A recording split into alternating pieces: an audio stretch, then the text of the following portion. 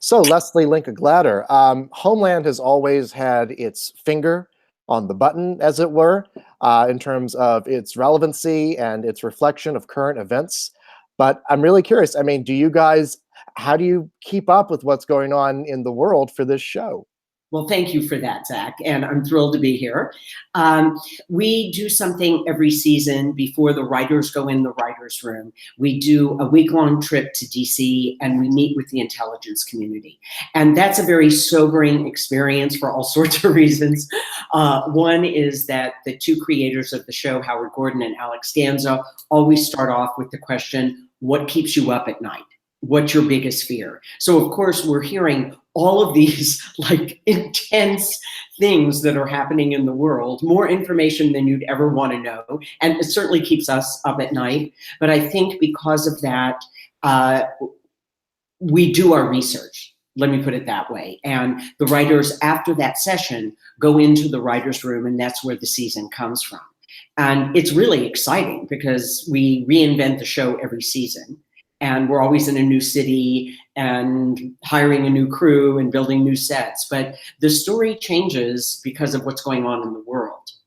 One of the things that's really interesting about this season, throughout the show, you've explored conflicts around the world. Yes. And in this season, it's really focused on conflicts here in America. Can you talk a bit about that?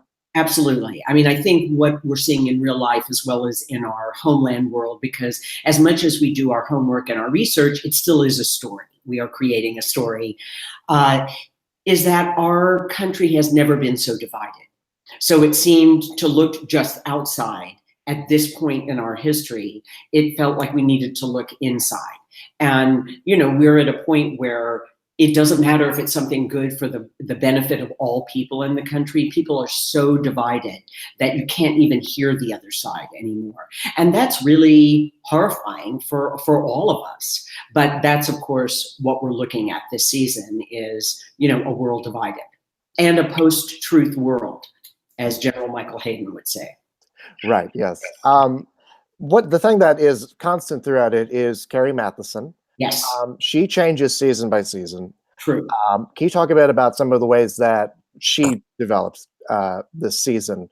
Because, last season there was such a major change in her life, as there is each year, but this one was really quite radical. Can you talk a bit about where we find her now and what she's going through? Absolutely. Well, needless to say, Claire Danes is an amazing partner in crime. She's truly an extraordinary human and actress, and she is nothing like Carrie Mathison. Thank goodness for her. But Carrie is such an extraordinary character. She is layered and complicated and doesn't always do the right thing, often doesn't, but she's always fascinating and thoughtful, and we catch her now when the season begins that she is committed to exposing what's going on within this administration. But though she's picked up on a lot of things, she hasn't gotten it right. And as well as what's going on for her. Now, she does turn around and get it right, but in the beginning, she has been taken in by how effective the Soviet active measures are. And it's come in a package that, this man that she knew, Dante Allen from the FBI, who was a colleague. But what's going on for her psychologically is that the medicine she's been on, the lithium that she's been on, has actually stopped working. And of course, we all do tons of research about this. And there's a book that just came out called Manic about that exact thing happening. You think you have your life on target and your medication, and it all falls apart. And how do you deal with that? And of course, we're dealing a lot with Carrie Mathison as a mother. And, one of the things women are supposed to be are good mothers. And when you see, Carrie loves her daughter, but she is not always the best mother. And that is just something that in our culture is so difficult to look at. Now, a man can be great at his job and come in and love his child, but a woman to do it that way is going to definitely have a lot of judgments made about her behavior. So that is very interesting to look at. And by the end, she makes a choice that she has to do the best thing for her child, which is to let her sister raise her child and come in and and see her when she's there and be present. Mhm. Now, you joined the show in season 2, and you've been the producing director on it since season 3 or 4. It was Since season 3. okay. So talk about each year coming in and setting the style and the tone for it directorially. Can you talk about what you did this year in terms of, I mean, changing up the style or something different? Well, it keeps the show totally exciting for me as a director because you're always reinventing it, and it never gets easier because we're always going to a new city. We're always starting over again. But one of the things I wanted to look at visually this year, because of this whole theme of a world divided, a world out of balance, the show remains a psychological thriller. With this great female character at the core. And it's very much about point of view, and we've always used a lot of handheld camera, but not necessarily in an obvious way. But most of the time we would go from a scene that is all shot on a dolly, so there's a steadiness to it, to a scene that is a handheld scene. So in this season, we mix it up. And I think it keeps you even more off balance. You don't quite know what footing you're on. The world is not solid. You're always, slightly off balance. And I think that was one of the things we wanted to explore this year because our world has gotten more and more off balance, as well as in the color palette. Mm-hmm. And then you bring in other directors to work on the season as well, as is the norm in television. So I wonder, I mean, what do you look for in terms of somebody to come in and tell these stories and follow the visual style that you've set up? Right. Well, we have amazing directors. So, the main thing is you hire the best possible people and let them tell their story. So my firm belief is you give every director everything they need to tell their story in the best possible way, and then you let them go tell the story. So I would never be someone that wants to micromanage any of the great directors we have that are coming to direct. And we have an extraordinary group. And I love that because I get to be around other directors and learn from them. And I think it makes every episode a unique chapter in the overall novel. It's not cookie cutter. It depends what story you're telling, what the focus of the story is. Sometimes it's more Saul. Sometimes there was an episode that Alex Graves directed where the FBI and the compound, Brett O'Keefe at the compound, you see this inevitable movement toward disaster.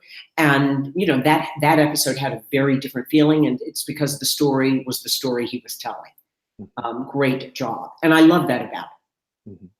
Now, you directed the finale this season, as per usual, Yes. and that's the one that you're submitting for Emmy consideration. I'm curious. I don't want to get into spoilers because I'm sure there's a lot of people who still haven't haven't caught up with it all the way yet. But why did you choose that episode? What about it, I guess, displayed your directorial prowess the best? Oh, wow. That's a good question and a hard question. There was something about everything in the story came together in that particular episode. And it starts off in Moscow with Carrie on the run with Anson. And she has to literally gain time to let Saul and the team get out of there. So it starts off like right in the middle of the action and the conflict. But there's so many things. I don't know how to talk about this without spoiling what happens in the story. But I can only say that there are characters that you hope in real life behave this way, that actually look and deal with the greater good rather than self-interest or partisan politics. So there's certain acts that, like, oh my goodness, we get to deal with this material. We get to look at all these different issues. And for me, classic Homeland scenes are when two characters in a scene have completely opposing views and neither of them are right. They're both right. So you get to look at the overall situation and have your own opinion about it. So for me, all of this came to a head in this particular episode. And I think it's also very emotionally moving. It certainly was for me directing it. And it's split between being in the United States, in DC, as well as in Moscow. Now, you guys are... Did I say anything without giving anything away. I don't know. It's a very good humor. I think you did a good job of that.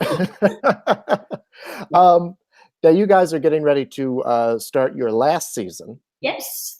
So, I mean, first of all, are you ready to say goodbye yet or not? Well, I think it's still not completely clear, you know, what's exactly going to happen. And I think there are many stories still to tell. I love that we have such complicated characters at the heart of this story. And I don't think our political situation and the relationship with the intelligence community is going away. So I think there's still discussion to be had about that. But I will be very sad personally, you know, because it's been such an amazing ride. I work with the most incredible team of people, from the writers, all of the writers, and Alex Ganza, Howard Gordon, and the whole crew, and all of the actors. I mean, it's one of the good ones where you look back and you go, wow, you know, I worked with extraordinary people. Mm-hmm. Well, I mean, you've had a lot of credits like that in your life. I could burn up a lot of time naming off your list of credits, but needless to say, if you've watched television in the last 30 years, you've seen something directed by Lesli Linka Glatter. What attracts you to the shows that you work on and the stories that you tell? Because they are so varied. I mean, they go from like Twin Peaks to Freaks and Geeks to Homeland to Gilmore Girls to NYPD Blue. Right.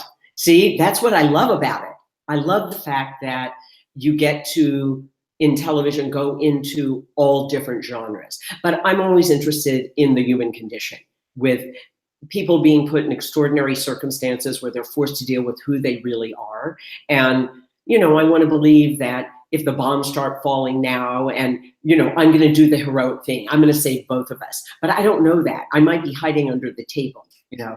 But that kind of dramatic situation, and how you have the macro, the big picture, the outer world, and then the very personal, intimate relationships, and how those two interface. I'm very interested in things not being how they appear to be, you know, and the path not taken. And so even in something like Freaks and Geeks, the idea of how emotional and painful and universal it is to grow up, you know, it hits me so profoundly. And I loved looking at, you know, doing the pilot of the Gilmore Girls, the mother-daughter relationship, and two very, you know, verbal, smart, you know, mother-daughter. This team was amazing to deal with.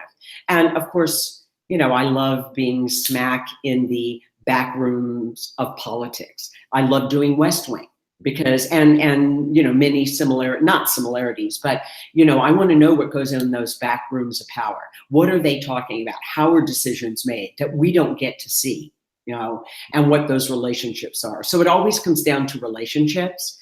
And, you know, now visual storytelling on TV, you know, you have to tell an incredible visual story, you know, and have complicated characters at the heart of it.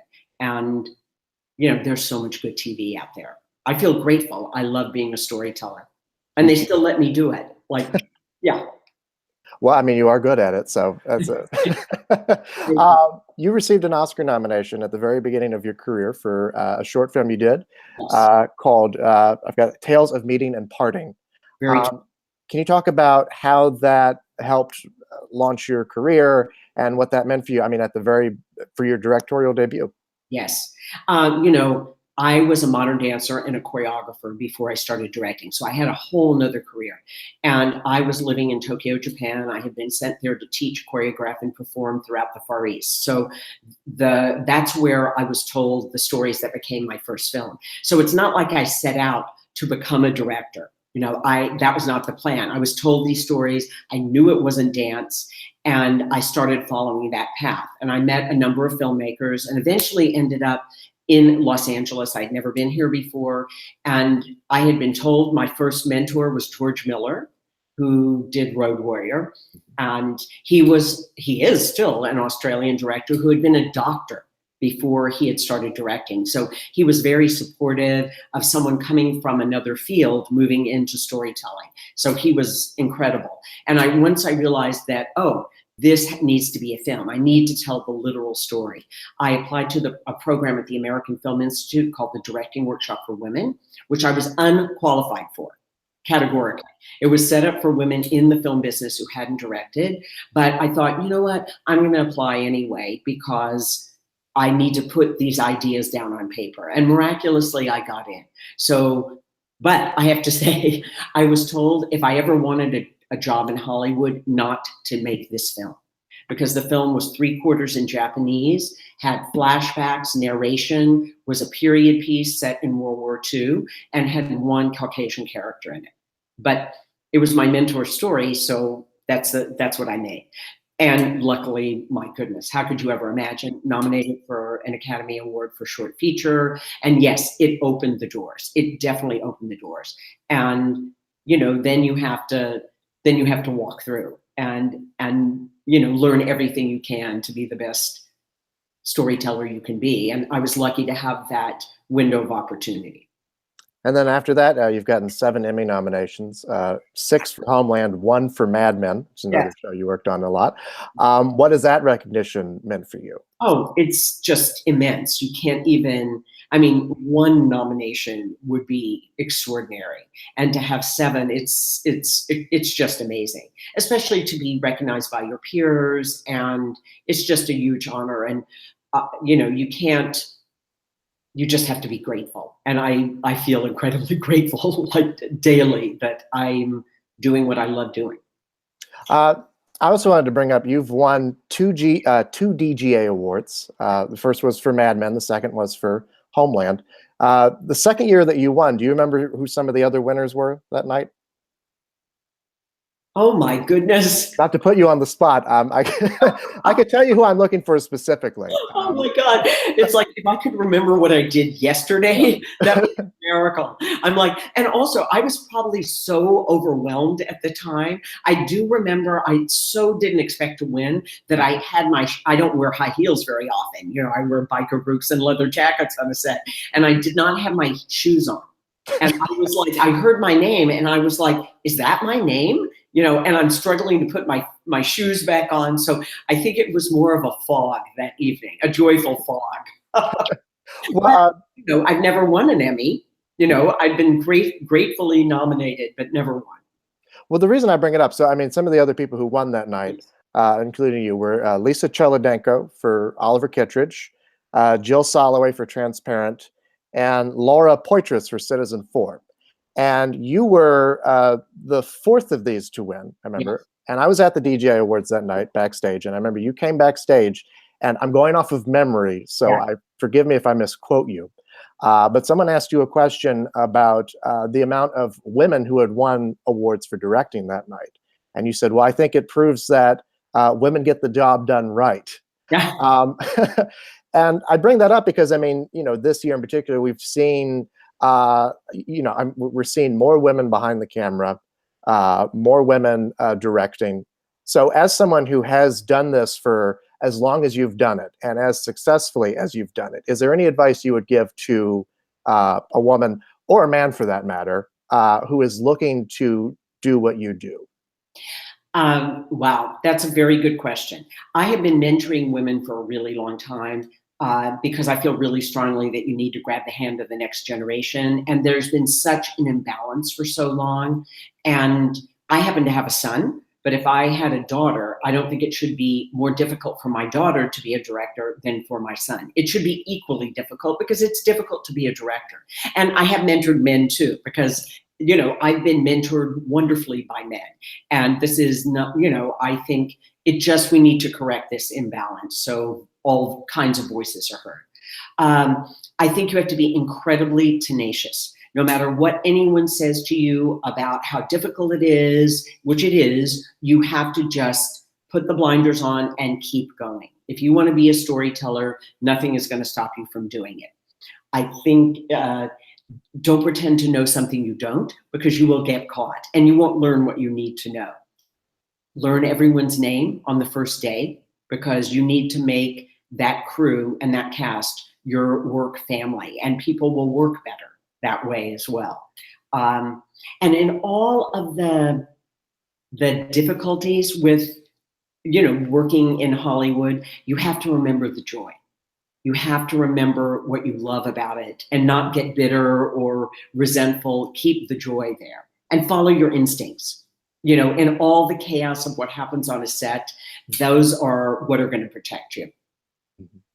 Well, that is advice to live by. I have to remember to do it all the time. Well, thank you so much, and congratulations on another great season of Homeland. It's always a pleasure talking with you. Great talking to you. Thank you. Bye-bye.